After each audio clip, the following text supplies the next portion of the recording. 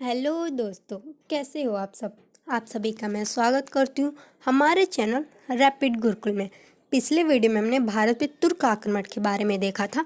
इससे पहले वीडियो में हमने भारत पे अरबों का आक्रमण देखा था। ये दोनों वीडियो ही बहुत ही इम्पोर्टेंट है, जो कई बार हमारे कॉम्पिटिटिव एग्जाम में इसके अंतर्गत क्वेश्चन पूछे गए हैं। इन दोनों वीडियो का लिंक जो है मैं डिस्क्रिप्शन बॉक्स में दे दूंगी, इसे आप ज़रूर देखें। इस वीडियो में हम मोहम्मद गौरी के बारे में पढ़ेंगे। तो मोहम्मद गौरी को पढ़ने से पहले हम इससे पहले की कुछ बातें जान लेते हैं, जिससे यह बहुत ही आसान हो जाएगा। तो जब भारत में तुर्क आक्रमण हुआ था, उस समय पे भारत में गजनी यानी कि यामनी वंश था। यामनी वंश को गजनी वंश के नाम से भी जाना जाता है, जिसके जो संस्थापक थे वो अल्पतगीन थे। ठीक है। उसी क्रम में मोहम्मद गजनवी था, जिसने भारत पे 17 बार आक्रमण किया था।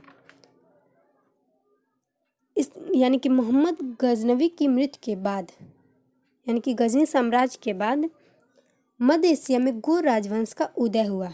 जो गौर हैं वो गजनी के सामंत ही थे। गजनी की सख्त छीड़ होने के बाद गौर राजवंश ने अपना अधिकार स्थापित कर लिया और 1173 ईस्वी में गजनी के नए शासक शिहाबुद्दीन मोहम्मद गौरी शासन संभाला। यानी कि 1173 ईस्वी में शहाबुद्दीन मोहम्मद गौरी ने शासन संभाला। शहाबुद्दीन मोहम्मद गौरी को मोहम्मद गौरी के नाम से भी जाना जाता है, यानी कि मोहम्मद गौरी का जो वास्तविक नाम है वो शहाबुद्दीन मोहम्मद गौरी है। ये भी इम्पोर्टेंट क्वेश्चन है। तो जितने भी आक्रमणकारी थे जिन्होंने भारत पे आक्रमण किया, उनका अपना अपना उद्देश्य था। तो जो मोहम्मद गौरी का उद्देश्य था वो मुस्लिम राज का विस्तार करना, वो भारत में मुस्लिम राज का विस्तार करना चाहता था। इसीलिए उसने मध्य भारत को अपना केंद्र बनाया, जहाँ पे वो आक्रमण करे और वहाँ से सभी जगहों को कंट्रोल में रख सके। ठीक है। तो जो पिछले वीडियो में हमने देखा था कि मोहम्मद गजनवी, उसका जो आक्रमण का कारण था वो धन संपदा लूटना था। वहीं मोहम्मद गौरी का जो उद्देश्य था वो मुस्लिम राज्य का विस्तार करना। इसे आप जरूर से याद रख लें। तो जो मोहम्मद गौरी है वो भारत की दुर्बल राजनीति को ध्यान में रखकर 1175 से 1205 ईस्वी के मध्य भारत पर कई बार आक्रमण किया था। इसने भारत पे कई बार आक्रमण किया। भारत की दुर्बल राजनीति को देखकर उसने जो पहला आक्रमण किया था, इसका जो पहला आक्रमण है वो 1175 ईस्वी में मुल्तान पर हुआ था। यानी कि 1175 में गोमल दर्रा पार कर मुल्तान पर सफलतापूर्वक विजय प्राप्त किया था मोहम्मद गौरी ने। इस विजय के पश्चात उसने द्वितीय आक्रमण किया था 1178 में गुजरात पर। यानी कि 1178 में उसने पुनः राजपूतान मार्ग से भारत की भूमि गुजरात व राजस्थान के माउंट आबू पर्वत के समीप भारत के चालुक वंशीय शासक, यानी कि उस समय जो गुजरात के शासक थे वो चालुक वंशी शासक थे, उनके विरुद्ध उसने आक्रमण किया और उसी युद्ध में मोहम्मद गौरी बुरी तरह से परास्त किया गया, जिससे मोहम्मद गौरी पुनः वापस गजनी लौट गया। तो यह द्वितीय युद्ध पूछता है कि प्रथम बार मोहम्मद गौरी कब हारा था भारत में, तो वो 1178 ईस्वी में गुजरात से हारा था। ठीक है, जिस समय वहाँ के शासक चालुक्य वंशी थे।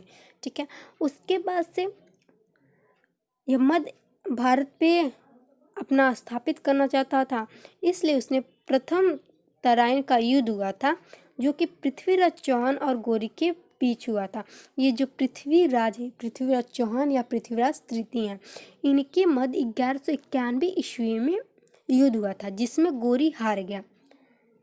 जब गौरी हार गया तो वो पुनः अपने वंश लौटा, गजनी वंश। ठीक है, वहाँ लौटने के बाद इसने पूरी तैयारी की युद्ध के लिए और फिर से 1 साल बाद यानी कि 1192 में द्वितीय तराइन का युद्ध हुआ। इस युद्ध में पृथ्वीराज और गौरी के बीच यह भी युद्ध हुआ था, जिसमें पृथ्वीराज चौहान हार गया। ऐसा माना जाता कि पृथ्वीराज चौहान को उसने बंदी बना लिया और अपने वंश ले गया और बाद में उनकी मृत्यु कर दी। तो ये इम्पोर्टेंट नहीं है, बस हमें ये देखना है कि यह युद्ध कब हुआ था। तो यहाँ से इम्पोर्टेंट क्वेश्चन ये पूछता है कि प्रथम तराइन का युद्ध कब हुआ था। तो 1191 ईस्वी में किसके मध्य हुआ था, तो पृथ्वीराज चौहान और गौरी के मध्य। इसमें कौन हारा, तो गौरी हारा। यानी कि प्रथम तराइन के युद्ध में कौन हारा, तो गौरी हारा। वहीं अगर क्वेश्चन पूछता है द्वितीय तराइन का युद्ध कब हुआ था, 1192 ईस्वी में हुआ था। यह युद्ध भी पृथ्वीराज और गौरी के मध्य हुआ था। अगर ये क्वेश्चन पूछता द्वितीय तराइन के युद्ध में कौन हारा, तो पृथ्वीराज चौहान हारा था। प्रथम में गौरी हारा और द्वितीय में गौरी जीत गया था। इस युद्ध के बाद भारत में मुस्लिम सत्ता की स्थापना की गई थी। भारत में अनेक आक्रमणकारी आए हैं जिसने मुस्लिम सत्ता की स्थापना नहीं कर सकी थी, लेकिन गौरी ने ही मुस्लिम सत्ता की स्थापना की। इसीलिए गौरी को भारत में मुस्लिम सत्ता का संस्थापक माना जाता है। अगर पूछे भारत में मुस्लिम सत्ता का संस्थापक कौन है, तो वो गौरी है। ठीक है, अब हम आगे देखते हैं चंदावर का युद्ध। तो द्वितीय तराइन का युद्ध जीतने के बाद मोहम्मद गौरी ने एक और युद्ध किया। 1194 ईस्वी में किया था यह युद्ध, 1194, जो कि जयचंद और गौरी के मध्य हुआ था। यह युद्ध जयचंद और गौरी के मध्य हुआ था, जिसमें जयचंद हार गया था, यानी कि जयचंद को मारा गया था।